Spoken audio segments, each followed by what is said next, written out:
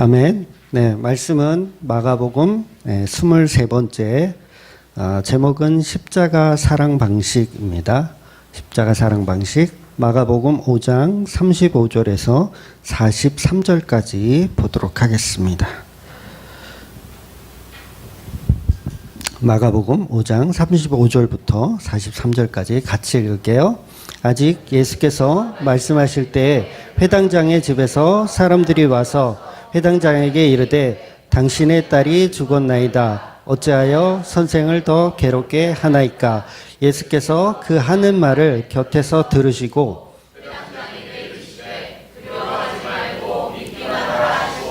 베드로와 야고보의 형제 요한 외에 아무도 따라옴을 허락하지 아니하시고 회당장의 집에 함께 가사 떠드는 것과 사람들이 울며 심히 통곡함을 보시고 들어가서 그들에게 이르시되 너희가 어찌하여 떠들며 우느냐? 이 아이가 죽은 것이 아니라 잔다 하시니 그들이 비웃더라. 예수께서 그들을 다 내보내신 후에 아이의 부모와 또 자기와 함께한 자들을 데리고 아이 있는 곳에 들어가사 그 아이의 손을 잡고 이르시되 달리다굼 하시니 번역하면 곧 내가 내게 말하노니 소녀야 일어나 하심이라. 소녀가 곧 일어나서 걸으니 나이가 12살이라. 사람들이 곧 크게 놀라거늘 예수께서 이 일을 아무도 알지 못하게 하라고 그들을 많이 경계하시고 이에 소녀에게 먹을 것을 주라 하시니라. 아멘. 네, 지난주는 우리가 예수님의 옷자락에 손을 대었던 여인이 이제 고침받는 그 기적의 사건을 우리가 살펴보았습니다. 그래서 예수님의 옷자락에 손을 댄다는 건 예수님을 부정하게 만드는 일이었어요. 내가 부정한데 정하신 분을 부정하게 만드는 일. 그 일은 바로 창세기에서 나오는 타락한 하와가 선악과를 먼저 먹고 타락하지 않은 아담에게 자기 남편에게 주어서 먹게 하는 행동과 동일한 메시지라고 우리가 살펴보았습니다. 여러분, 그렇다고 해서 아담이 죄가 없다는 게 아니에요, 결코. 이 말씀을 또 오해하면 아담은 죄가 없었나 이렇게 오해하라는 게 아닙니다. 아담은 그리스도의 예표로서의 기능만 하는 거예요. 아담은 죄인이에요. 먹으면 안 돼요. 죄인입니다. 그런데 그 모습 자체가 그리스도를 예표하고 있다는 거죠. 그러니까 모세가 돌판을 깼어요. 깨는 거 잘한 거예요? 못한 거예요? 그거 잘못한 거예요. 잘못한 건데 그걸 누구를 예표했다? 그 예수 그리스도를 예표했다는 말입니다. 그래서 첫 아담은 실패자예요. 성공자가 아니에요. 실패자예요. 그러나 우리 예수님은 두 번째 아담으로 오신 메시아라는 거죠. 아담은 실패했지만, 그러니까 아담이 사랑해서 하와를 구원한 건데, 그런 메시지를 이렇게 종합해 보면, 그런데도 실패자라는 거예요. 근데 그 사랑을 누가 하면 성공한다? 예수님이 하시면 성공할 수 있다는 거예요. 그러니까 나는 부정한 병자인데 내가 의지할 사람은 내 남편밖에 없구나. 이게 교회들의 모습이어야 되는 거죠. 나는 이미 선악과를 먹었으니 어떻게 해야 되겠어요? 하나님한테 걸리면 죽죠. 그럼 의지할 데가 어디밖에 없어요? 남편밖에 없는 거예요. 그래서 남편을 찾아가서 먹게 하는 행동을 하는 거죠. 그러니까 혈루증 앓고 있던 여자가 예수님의 옷자락을 만지는 것과 같은 내용이라는 거예요. 그리고 오늘 본 본문은 이제 달리다굼으로 아주 유명한 말씀이죠. 이 찬양도 아마 있는 걸로 알고 있는데 어릴 때 막 이거 특성하고 막 그랬던 기억이 나요. 달리다굼으로 유명한.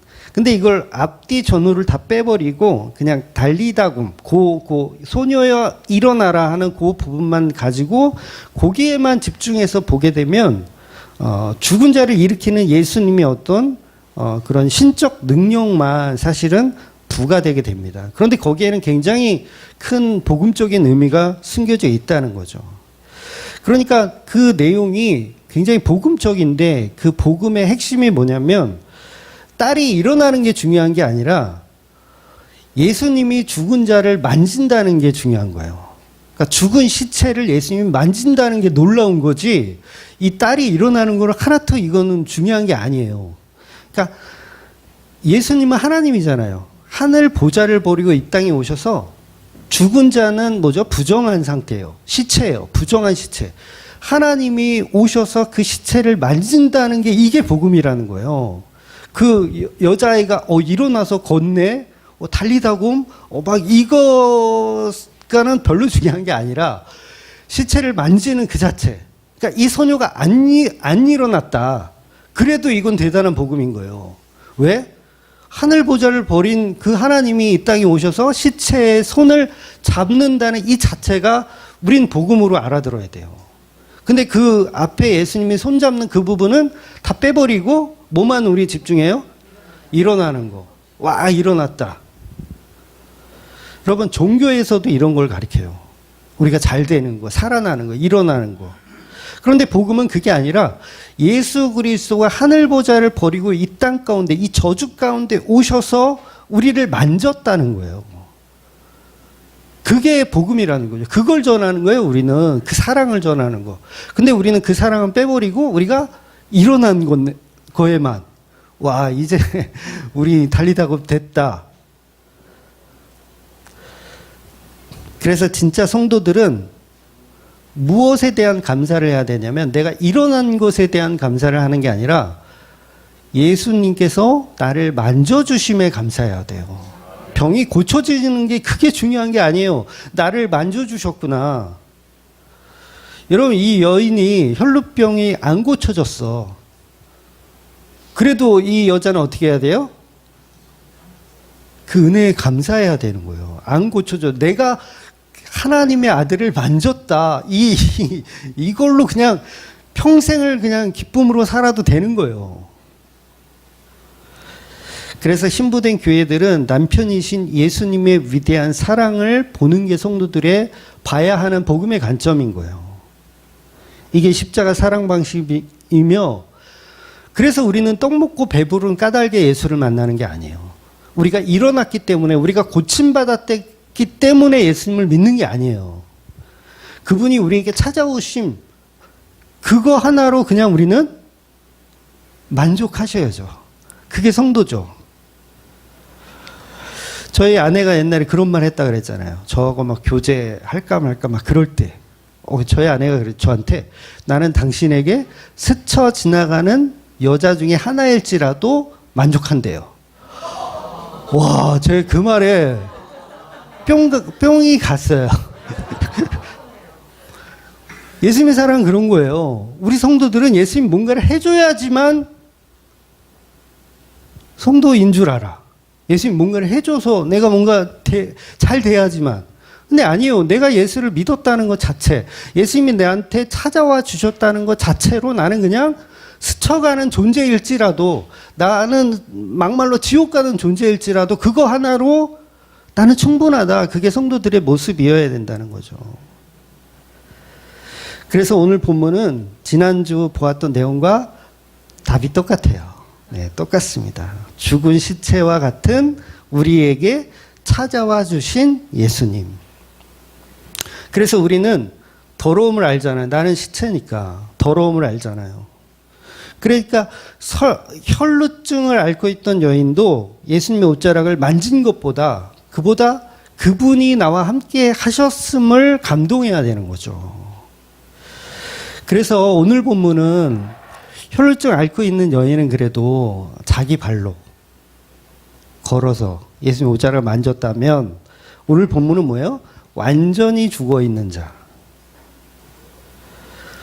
이건 차이가 엄청나요. 오늘 설교가 사실은 지난주 설교가 100이라면 오늘 설교는 200이 돼야 돼.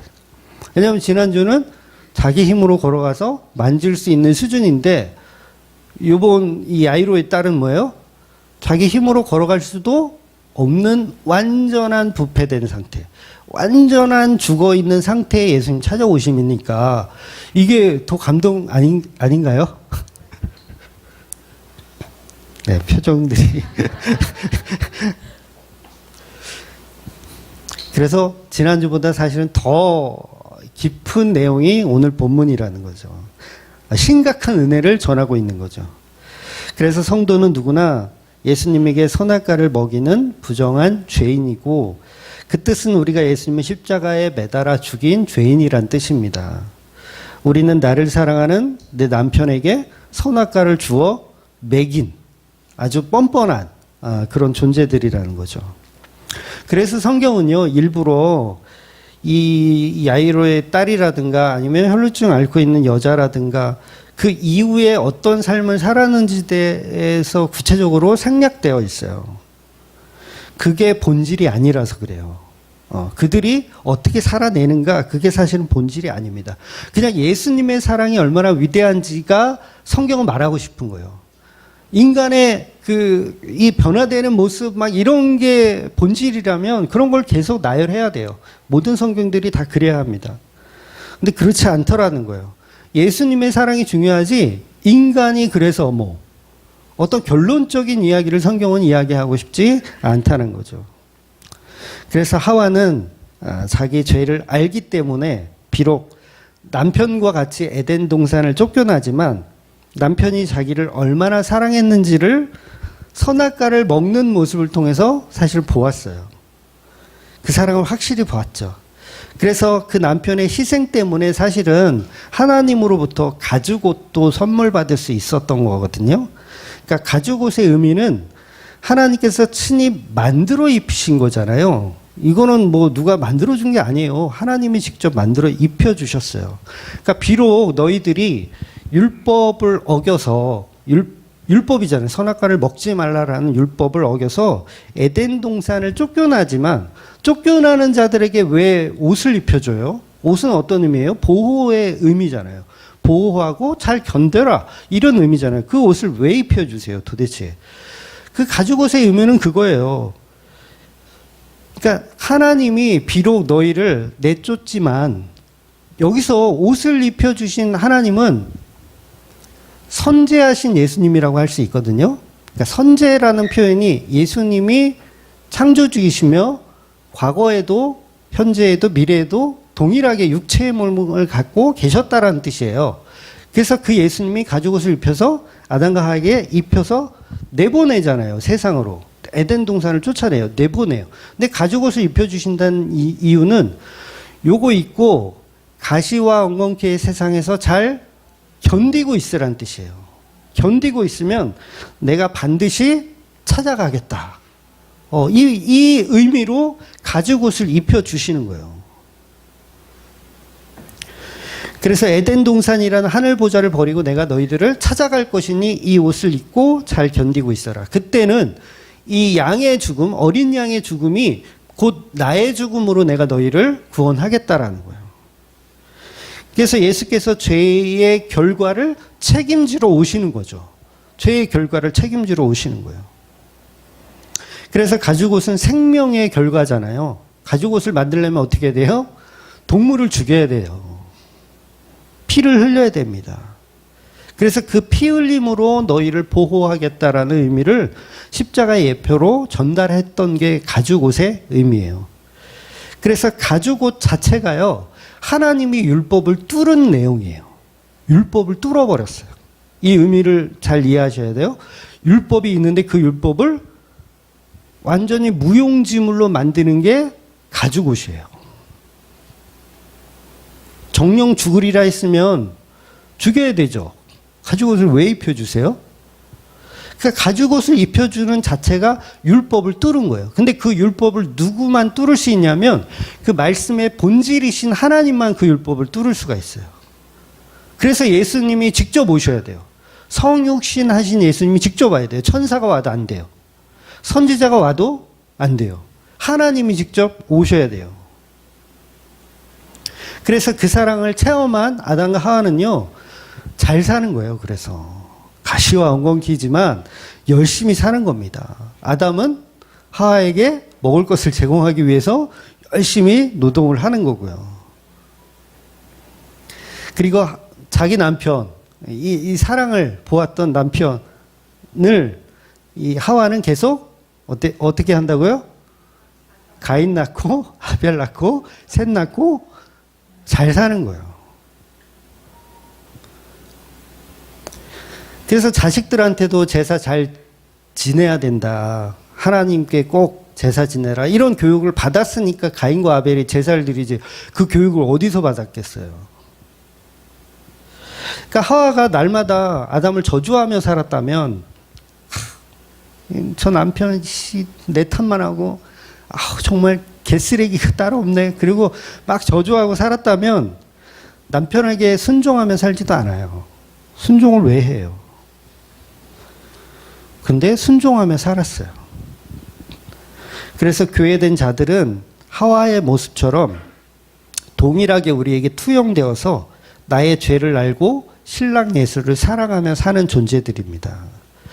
그래서 주의 옷자락을 만졌던 그 여자의 행동을 보면 자기 자신이 예수님을 부정하게 만든 죄인이라서 그 자리에서 엎드리는 거예요. 회개하는 거죠. 그러니까 예수님은 그 죄를 용서하시는 거잖아요. 그 자리에서 내 믿음이 너를 구원하였다. 평안히 가라. 너는 이제 괜찮다라고 하시는 거예요. 근데 여기서 이제 네 믿음이 너를 구원했다 하면까 또 이 말씀을 가지고 이 여자가 가졌던 그 믿음, 옷자락을 만질 때의 믿음은 어떤 믿음이라 그랬어요? 미신적이며 어떤 종교적인 믿음이라 그랬잖아요. 그 믿음이 너를 구원하였다가 아니에요. 그렇게 연결하시면 안 돼요. 물론 이 여자가 처음에는 기복적이며 자기 미신적인 어떤 생각에서 예수님의 옷자락을 만졌지만 그 고침을 받고 난 성도는 이제 성도잖아요. 이제 성도는 어떻게 돼야 되냐면 예수님께 엎드려 내 죄를 고백하는 거예요. 무엇에 대한 고백이에요? 내가 예수님의 옷자락을 만졌음에 대한 고백이에요. 이게 죄라는 걸 아는 거예요. 내가 예수님을 만졌다. 이게 죄구나. 이건 정말 용서받지 못한 죄구나. 그래서 엎드리는 거예요. 뭐 때문에 엎드리겠어요? 그 옷자락을 만진 거. 그러니까 옷자락을 만졌다는 건 예수님을 부정하게 만들었다는 거. 그래서 성도가 회개해야 될 것은 뭐냐면 내가 예수님을 십자가에 못 박아 죽인 죄를 회개하는 거예요. 다른 윤리도덕적인 회개를 회개했다라고 하지 않습니다. 그래서 이 여자는 철저하게 나는 죄인입니다. 병을 고침 받았음에도 불구하고 기뻐하기보다는 나는 죄인입니다 하고 예수님 앞에 엎드리는 거예요. 바로 이 모습이 성령을 받은 성도의 모습이에요. 죄를 아는 거죠. 성령을 받으면 제일 먼저 뭐가 일어난다 그랬어요? 죄에 대하여 알게 되는 거예요. 그러니까 예수님을 만짐으로 인해서 성령이 임한 거예요. 그래서 어떻게 되냐면 죄가 무엇인지를 깨닫게 됐어. 예수님을 부정하게 만드는 것이 곧 죄였구나. 그래서 예수님이 요한복음에서 성령이 임하시면 죄에 대하여, 의에 대하여, 심판에 대하여 알게 된다고 말씀하시는 거예요. 그래서 죄에 대하여라 하면 내가 예수 그리스도를 하나님의 아들로 믿지 않고 그분을 십자가에 매달아 죽인 죄, 그 죄에 대해서 알게 되는 거예요. 내가 예수를 만져서 부정하게 만든 죄. 그래서 유대인들이 예수님을 왜 십자가에 매달아 죽입니까? 자기들이 생각했던 메시아가 아니라서 매달아 죽이는 거예요. 한마디로 목사를 왜 떠나요, 여러분이? 내가 생각했던 목사가 아니라서 떠나요. 그러니까 교회라고 해서 왔는데 목사가 막 복을 주고 막 이렇게 막 뭔가 좀 사업이 잘 되고 번창하고 막 이런 어떤 그런 걸 줘야 돼. 그쵸? 아닌가요? 줘야 돼. 뭔가 좀 내가 10만 원 헌금했으면 한 100만 원으로 한 이렇게 이렇게 돌아와야 돼. 안 돌아와. 그럼 어떻게 해야 돼요? 저 목사는 사건인가 보다. 개쓰레기인가 보다. 그리고 떠나잖아요. 그러니까 예수님도 똑같아요. 예수님 믿을 때는 어때요? 오병이어 막 보여주고, 실병이어 막 보여주고, 와, 우리에게 가난을 해결해 줄 메시아시구나. 병자를 막 고쳐줘. 와, 병자를 막 치료해 주시는, 이제 우리는 병 없이 편안하게 살 수 있겠구나. 우리의 소원이 성취되는 그런 예수님이야. 그래서 열심히 믿으려고 했더니 그게 아닌 거예요. 바리새인과 서기관들한테 고초를 당하고 재판받는 모습을 보니까 메시아는커녕 미련하고 어리석은 허풍쟁이로 보이는 거예요. 그래서 십자가에 매달아 죽인 겁니다. 그래서 성도는 메시아를 알아보지 못하고 십자가에 매달아 죽인 죄인이라는 사실을 고백하는 자들이에요. 그래서 혈루병 앓고 있던 여인이 그렇고요. 야이로의 딸도 마찬가지예요. 내가 시체인데 부정한데 예수님 손에 만져지는 것. 이 자체가 죄인임을 고백해야 되는 겁니다. 그리고 의에 대하여라면 뭐예요? 의는 그냥 니꼬로 예수예요. 모든 의는 그냥 예수입니다. 예수. 그래서 율법을 뚫었다. 어떤 죄를 도말했다. 그건 의가 새롭게 만들어지는 거예요. 근데 그 의는 누구냐면 십자가에 죽은 예수가 바로 의예요. 그래서 아담은 실패자지만 아담은 선악과를 먹으면 실패자예요. 먹으면 실패자예요. 근데 예수는 먹으면 실패자가 아닙니다. 왜냐하면 그분은 의라서 그래요. 아담은 의가 아닌데 예수님은 의예요. 왜냐하면 그분이 창조주이고 그분이 모든 것의 모든 것이기 때문에 그래요. 율법을 뚫으신 하나님이신 거죠.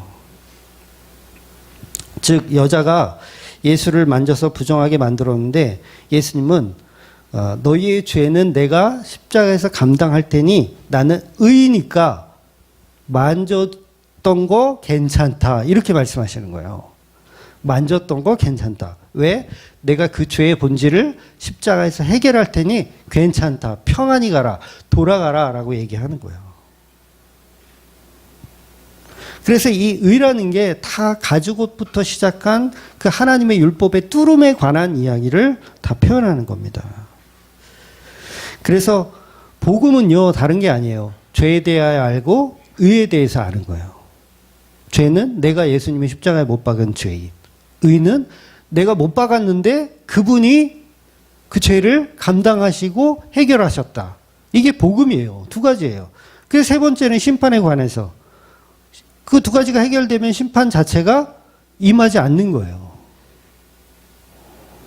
아주 간단하죠. 그러면 우리는 뭘 전해야 되겠어요? 교회에서. 이 두 가지 전하는 거예요. 죄에 대하여, 의에 대하여. 전하는 거예요. 심판에 대하여는 안 전해도 사실은 상관없어요. 왜냐하면 그 두 가지를 알면 자동으로 되는 게 심판에 대하여니까. 근데 오히려 심판에 대하여만 막 이렇게 사람들을 막 이렇게 두렵고 떨리게 만들어서 돈을 뜯어내는 목적으로 그 따위로 해가지고 천국 갈 수 있냐는 식으로 그 따위로 해가지고 심판받는다고 이렇게 오히려 잘못 이야기를 하는 경우가 많죠. 그래서 예수님은 나는 십자가를 피하지 않을 테니 내가 감당할 테니 너는 평안히 가라. 그 얘기를 하시는 거예요. 그러면 그 평안 속에 평안히 가라 그 속에 예수의 삶이 들어있는 거예요. 십자가에 죽은 예수의 삶이.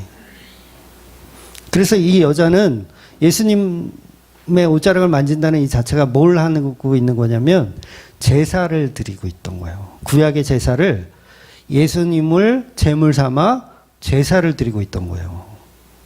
그래서 그 죄를 예수님에게 전가하여 예수님이 내가 십자가에 다 해결할 테니 너는 평안히 가라. 이렇게 말씀하시는 거죠. 그래서 예수님은 그 여자의 제사를 하늘에 상달되도록 십자가에 완전히 죽으시는 거예요. 그래서 죄에 대하여, 의에 대하여 예수님이 이루어 가시는 거죠. 그래서 이 믿음의 완성은요, 절대로 이 여자가 완성하는 게 아니에요. 결국 이 여자의 믿음이 아니고 예수님의 믿음이죠. 예수님이 이루신.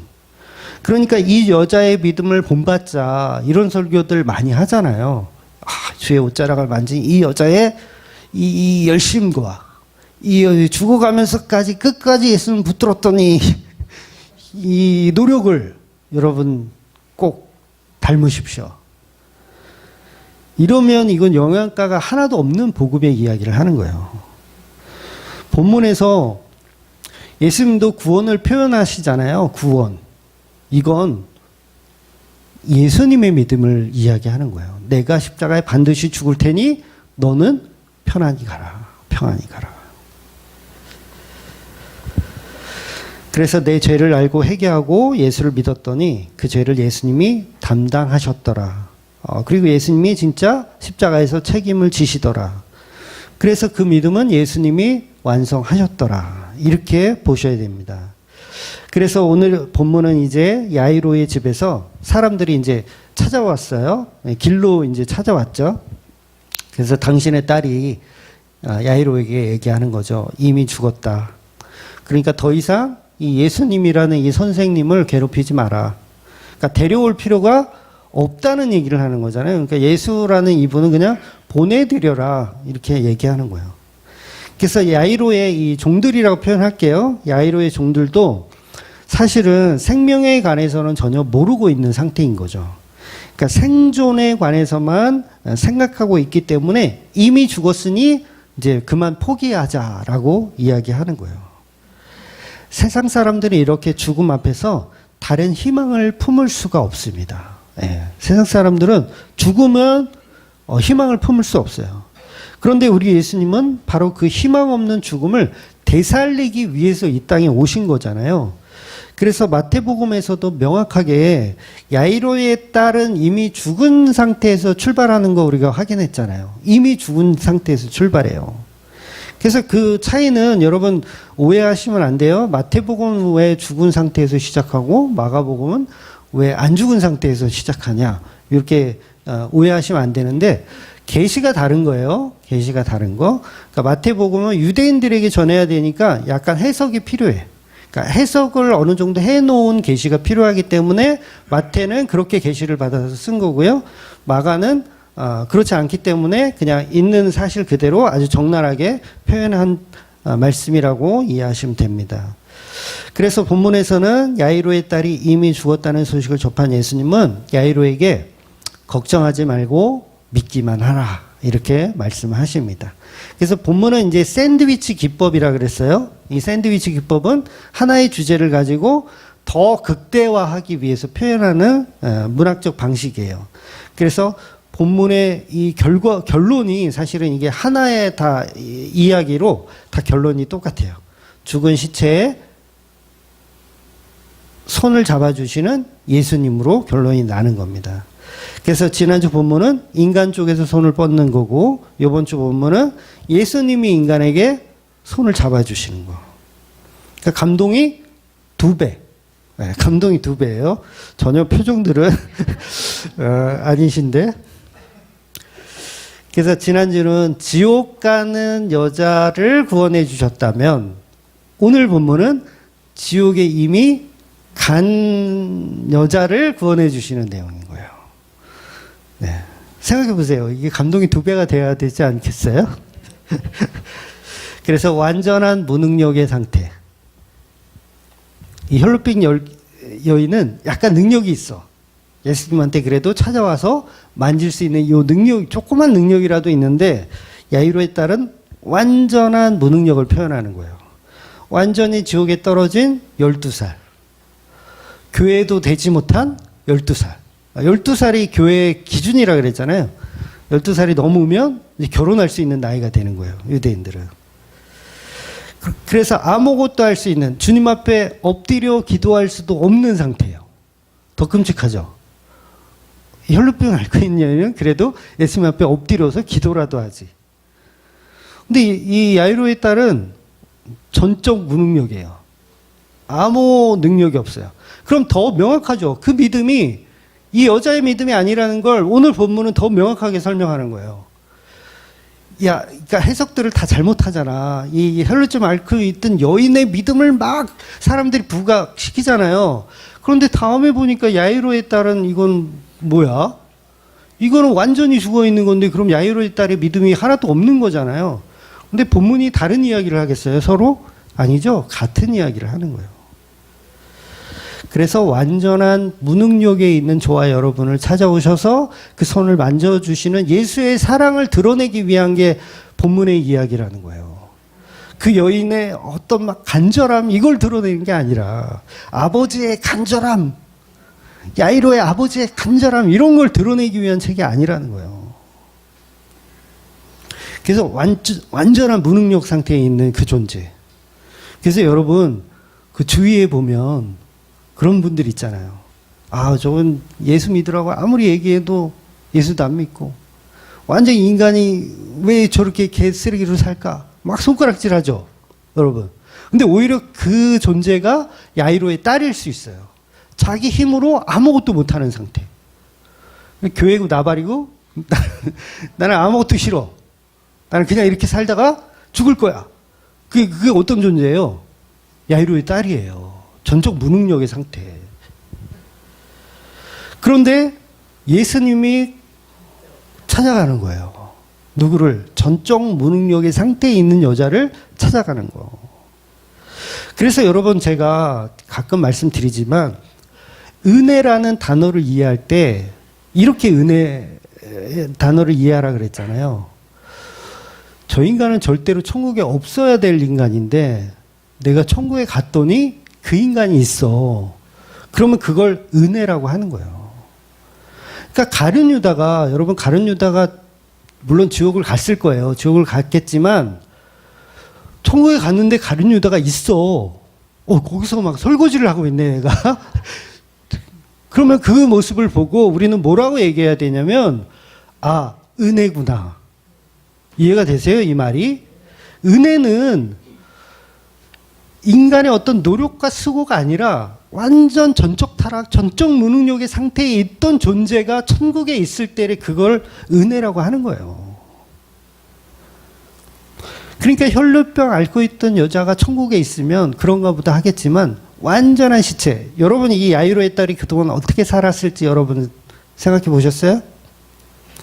제가 봤을 땐 공주처럼 살았을 거예요. 싸가지도 더럽게 없었을 거예요. 왜? 회당장 딸이잖아요. 공주죠. 아닌가요? 공주예요, 공주. 공주처럼 컸을 거예요. 그런 전적 무능력의 상태에 있는 여자애가 죽어서 완전한 이 구원이 불가능한 상태에 있는데 예수님이 그 아이를 찾아오시더라는 거죠. 그러니까 구원은 우리의 마음의 상태와 무관해요.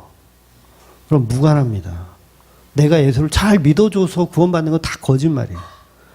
우리는 그냥 야이로의 딸처럼 그냥 내 멋대로 살다가 죽은 거예요. 그런데 은혜가 개입되더니 그를 살려내는 거죠. 그러니까 제발 속지 마세요, 여러분. 여러분의 믿음이 여러분을 구원한다라는 거짓 복음에 속지 마세요. 예수님의 복음이에요. 예수님의 우리를 찾아오심의 복음이에요.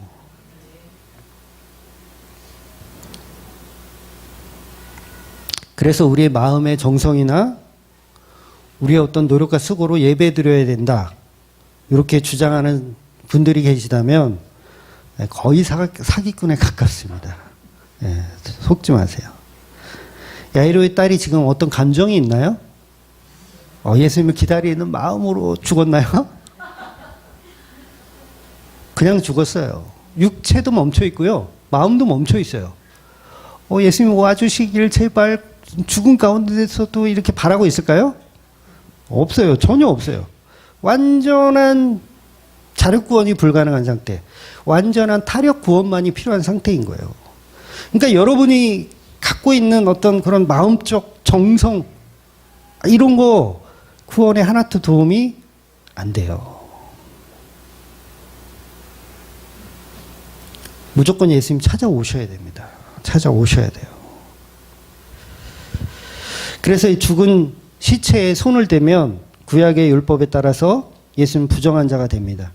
그런데 그 율법을 뚫고 야이로의 딸을 만져주시는 거예요. 그래서 예수님은 야이로의 아버지에게 죽은 자에게도 생명을 넣어주실 수 있는 창조주 하나님이라는 사실을 너는 믿기만 해라 라고 본문에서 이야기하는 거예요. 사람들이 막 희망을 막 꺾어요. 막 이제 이미 죽었다. 그래서 끝났다 하니까 예수님이 속지 말라는 거예요. 내가 생명의 주관자이니까 절대 그들의 말에 속지 마라. 그래서 이때부터는 이제 인파들을 이제 물립니다. 그러니까 모든 사람이 못 따라오게 이제 하는 거예요.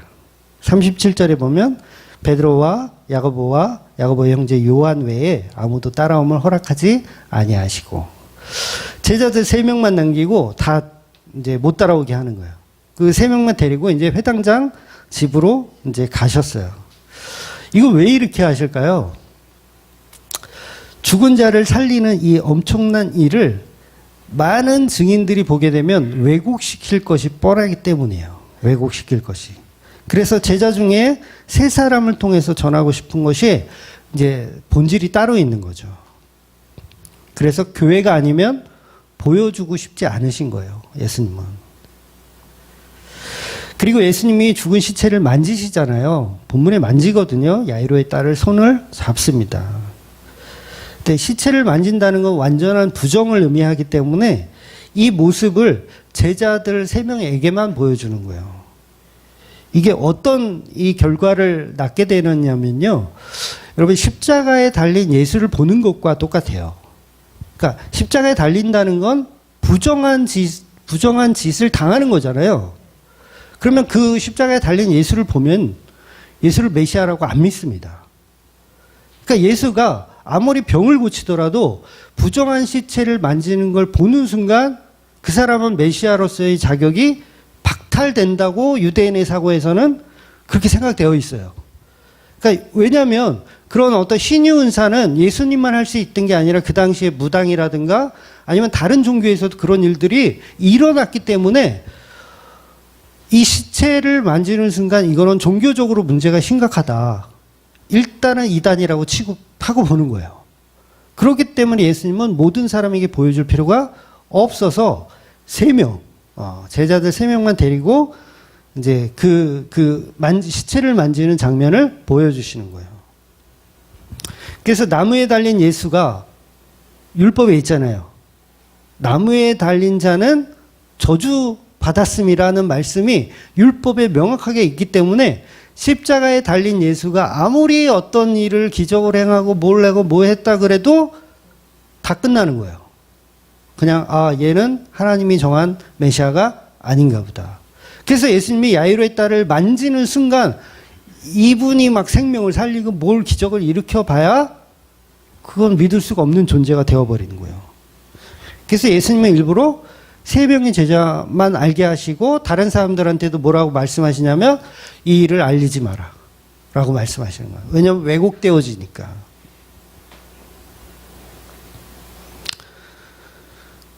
그래서 저주받은 십자가를 미련하고 어리석은 그런 걸로 보는 사람들의 시선을 이제 막으시려고 하는 거죠.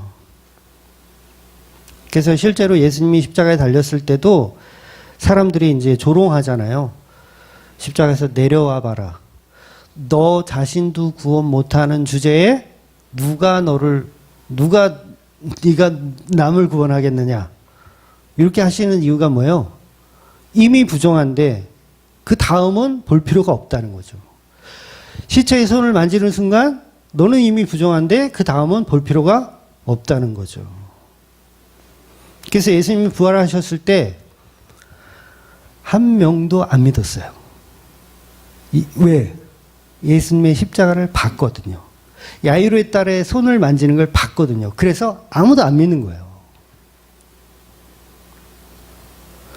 제자들 막달라 마리아까지도 예수님의 부활을 안 믿었어요.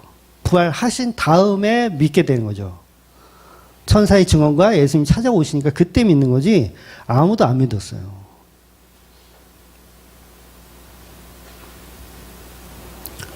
그래서 많은 사람들은 밖에서 이제 그 과정을 그냥 밖에서만 지켜보는 거죠. 그리고 나중에 야이로의 딸이 이제 일어나서 걷는 모습, 밖에 나와 있는 모습만 보고 놀라는 거예요.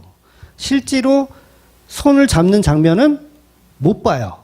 사람들은 못 봅니다. 그 방 안에 있던 야이로의 부모하고 그 다음에 3명의 제자만 목격을 하는 거예요.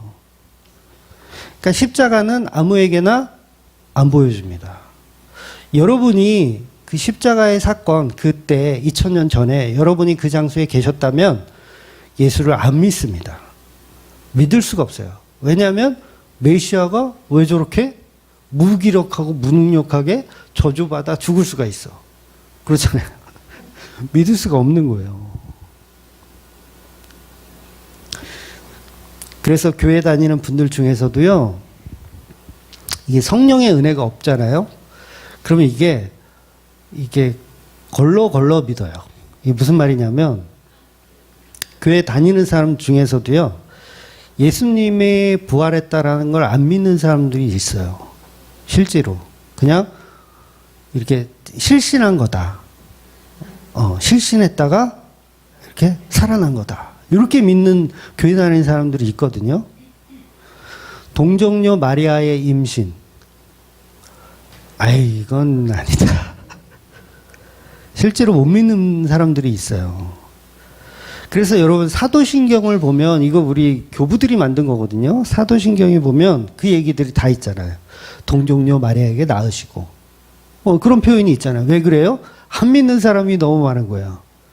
그건 안 믿어. 다른 건 다 믿는데 동정녀는 이건 빼고, 예수님 부활하셨다는 거 요건 좀 빼고, 그냥 실신한 거야, 이렇게 빼고.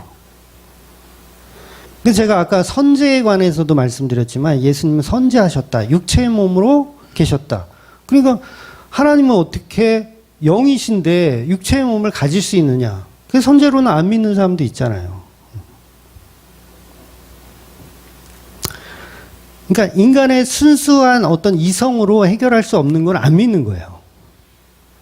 그러니까 철학이죠. 칸트가 말한 순수 이성을 비판하는 그 칸트도 인간의 이성을 완전하다고 보지 않는데, 사람들은 자기 이성을 완전하다고 보는 거예요.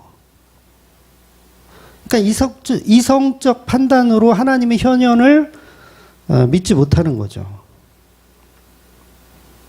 그래서 야이로의 딸이 집에 예수님 도착해서 이미 사람들의 판단에는 죽었죠. 끝났어. 근데 예수님 오셨어. 그럼 어떻게 해야 돼요?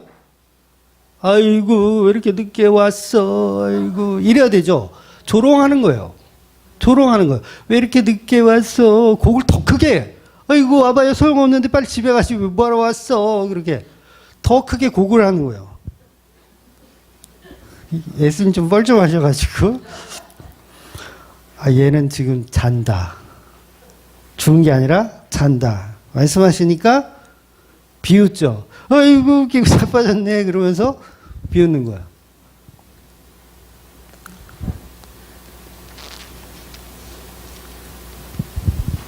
그러니까 야이로의 집이 얼마나 지금 잘 사는 집이에요. 지금으로 치면 대형교회 목사님이거든요.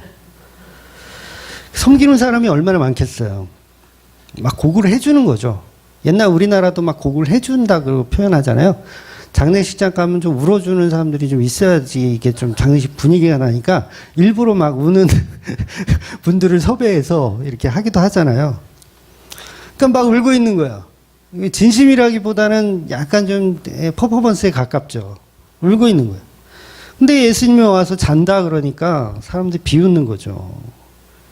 이미 이들 마음 가운데는 야이로의 딸은 죽었다. 이건 메시아고 나발이고 누가 와도, 아무리 용한 사람이 와도 이건 소용없다라고 비웃는 거예요. 그런데 예수님이 생명의 주관자이시며 예수님이 창조주이시라는 사실을 모르고 있는 거죠. 생존을 위해서만 알고 생명에 관한 예수라는 건 모르고 있는 거예요. 그래서 이런 생존에 관한 신앙의 특징이 뭐냐면, 예수님이 잡혀가시니까 다 도망가는 거예요. 예수님 잡혀가셨다? 다 도망가는 거예요. 왜? 우리의 생존이 이제 문제가 생겼다고 생각하는 거죠.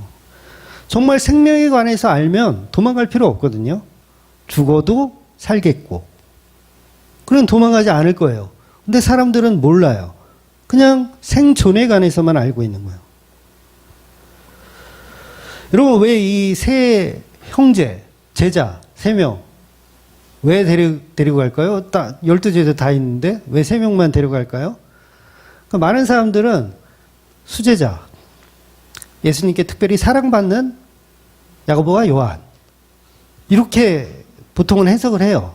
물론 그것도 틀린 말은 아닌데 맞는 얘기예요. 정말 사랑받는 존재가 맞아요. 그런데 가장 믿음이 없고 가장 연약한 세 명을 뽑은 거예요. 잘 이해하셔야 돼요. 이 부분은 어느 신학자도 얘기 안 하는 그런 또 부분이어서 야고보와 요한은요, 대놓고 예수님이 왕이 되시면 우리 한 자리 주세요 라고 엄마도 대동해서 얘기하고 자기들도 얘기했던 개쓰레기들이죠. 그런 존재예요. 물론 다른 제자들도 야, 저 따위 말을 해? 뭐 너네만 제자야? 막 이렇게 싸우긴 하지만 대놓고 그렇게 얘기하는 아주 노골적으로 생존에 관해서만 지금 연구하고 있는 제자 두 사람이에요. 베드로 어때요? 말하면 입 아프죠? 생존에 관해서 완전히 똘똘 뭉친 사람이에요. 그러니까 예수님이 십자가에 달려서 재판받을 때부터 이미 예수님 부인하죠. 나 그 인간을 알지 못하노라. 종이 물어보는데, 여종이 물어보는데도 거기에서 벌벌 떨고 얘기를 못해요. 해도 되는데, 큰일 나는 것도 아닌데, 뭐에 대해서만 알고 있다는 거예요. 생존에 관해서만 연구하고 있는 세 사람에게 생명에 관해서 내가 보여줄게. 너희 셋만 따라와. 이렇게 얘기하시는 거예요.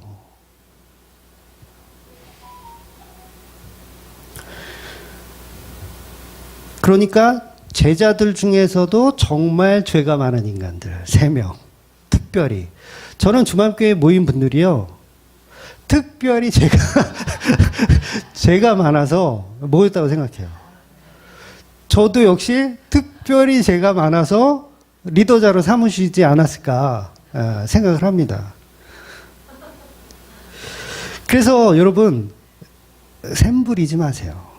샘을 부리더라고요. 교회에서도 막 이렇게 목사가 막 찬양팀만 좋아하고 찬양팀만 데려다가 막 회식하고 막 그런다고 막 샘 부리더라고요. 아니요, 걔네들이 제일 개쓰레기들이라서 걔네들만 따로 모아가지고 이렇게 회식을 하고 그러는 거예요. 이거 진심인데 이거 진심인데 이해가 하실 줄 몰라.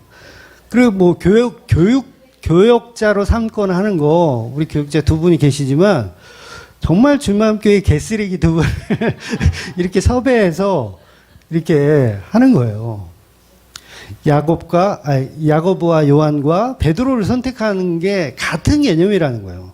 그들이 제자들 중에 수제자이기 때문에, 훌륭하기 때문에 예수님이 그들을 삼아서 지금 이 현장에 다른 애들은 못 들어오게 하는데 걔 셋만 이렇게 들어오게 하는 게 부족해서, 배울 게 아직도 많아서. 그러니까 도마 같은 경우는 안 봐도 이제 믿을 수 있을 만한 애니까 걔는 너는 안 들어와도 돼. 이렇게 하는 거예요.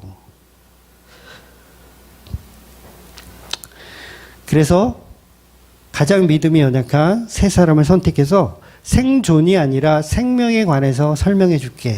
데리고 들어가는 거예요. 현장 실습을 하는 거예요. 현장 실습. 앞으로 이제 십자가에서 너희들이 보게 될 거에 대한 뭐예요? 예비 교육이죠. 교육하면 뭐예요? 뭐 또 도망갈 건데. 또 한 자리 달라고 할 텐데. 그래서 결코 베드로와 야고보와 요한의 자리는 좋은 자리가 아닙니다. 도마에게도 분명히 보지 못하고 믿는 것이 복되도다 이렇게 말씀하셨었어요. 그러니까 보여준다는 건 뭐예요? 복된 게 아니에요, 이건.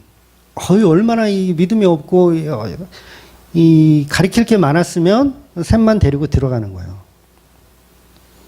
그래서 가장 믿음이 없고 연약한 자들을 선택한 겁니다. 그래서 본문의 기적은 마을 사람들에게 보여주시고 자랑하려는 게 목적이 아니에요. 예수님 자랑하려는 게, 나 이렇게 죽은 생명도 살리는 이런 사람이야? 이렇게 이걸 자랑하려는 게 아닙니다. 믿음 없는 제자들에게 부활의 믿음에 관해서 이렇게 보여주시는 게 목적이었어요.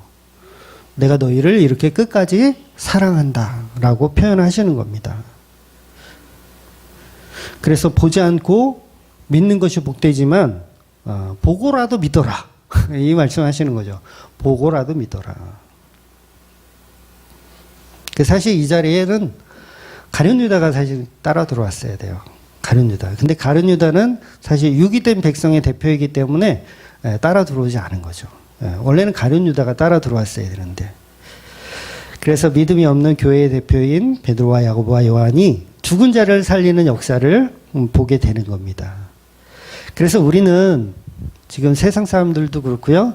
이제는 다 끝났다. 생존에 관해서 이제 여기까지인가 보다. 라고 할 때 신부된 교회들에게 찾아오셔서 예수님은 그 부활의 생명에 관한 이야기를 해 주시는 거예요.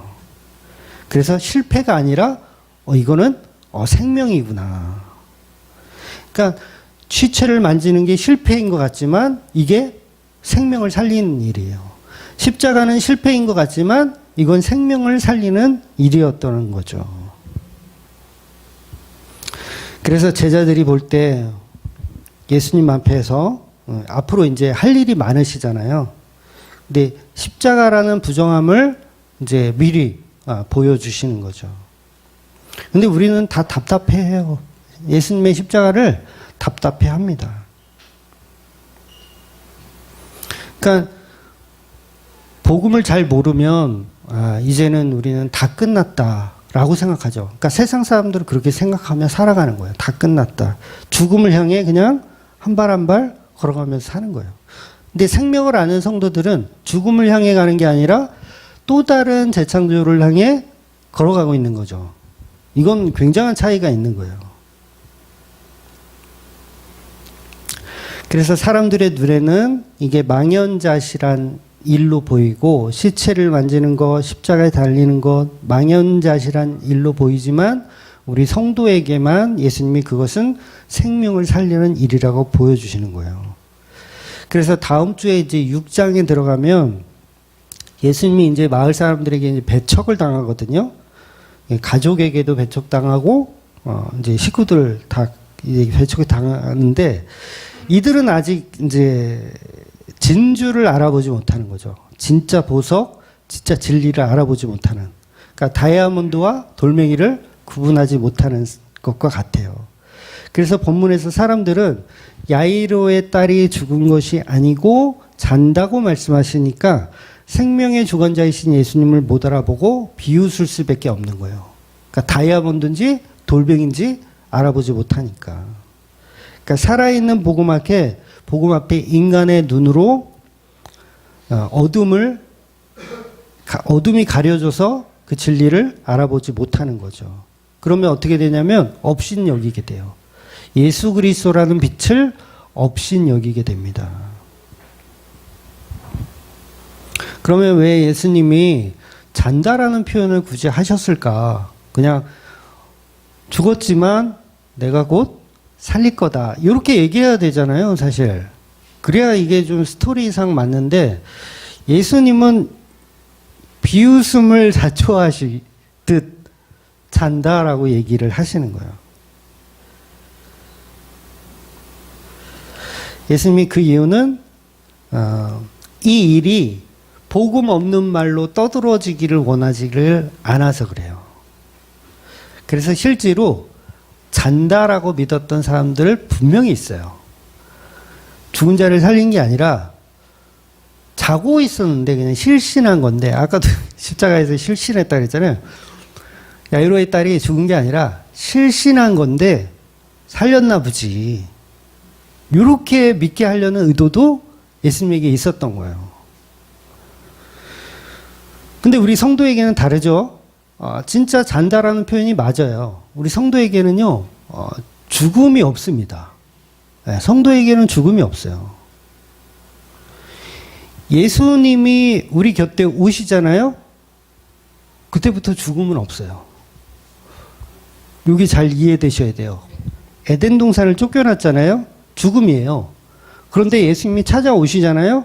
그때부터 죽음이 없어요. 생명만 있는 거예요. 죽음이 없어요. 재창조가 이루어지는 겁니다.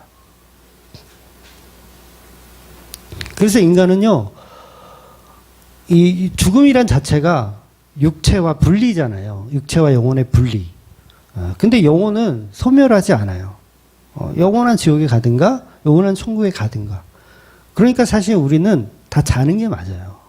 그러니까 여러분이 돌아가시면 사실 영적으로는 잠든 걸로 보는 거예요. 실제로 성경에는 그렇게 표현하는 데가 많이 여러 군데 나오고요. 실제로 자고 있는 겁니다. 그러니까 소멸을 원칙으로 하지 않아요. 네, 인간은.